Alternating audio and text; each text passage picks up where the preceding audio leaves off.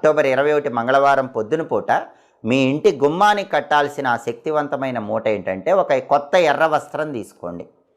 ఆ కొత్త ఎర్ర వస్త్రంలో పీచు తీయనటువంటి ఒక కొబ్బరికాయ ఉంచండి.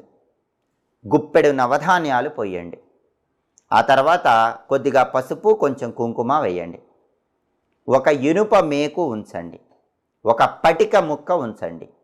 11 పచ్చి వక్కలు ఉంచండి. 11 మిరియాలు ఉంచండి. వీటన్నిటినీ కూడా ఆ కొత్త ఎర్ర వస్త్రంలో ఉంచి 3 సార్లు ముడివేసి ఆ మూటను మీ ఇంటి గుమ్మానికి తగిలించండి. భౌమ అమావాస్య రోజు ఇంటి గుమ్మానికి తగిలించే శక్తివంతమైన మూట అంటారు. అక్టోబర్ 21 మంగళవారం ఈ మూట కట్టండి. 6 నెలల వరకు ఆ మూట అలాగే ఉంచి తర్వాత ఆ మూట ఎక్కడైనా పారే నీళ్ళలో వదిలేయండి, లేదా ఎవరు తొక్కని చోట చెట్టు మొదట్లో వేయండి. అలాగే ఈ భౌమ అమావాస్య రోజు ఇంకొక విధి విధానం కూడా పాటించాలి.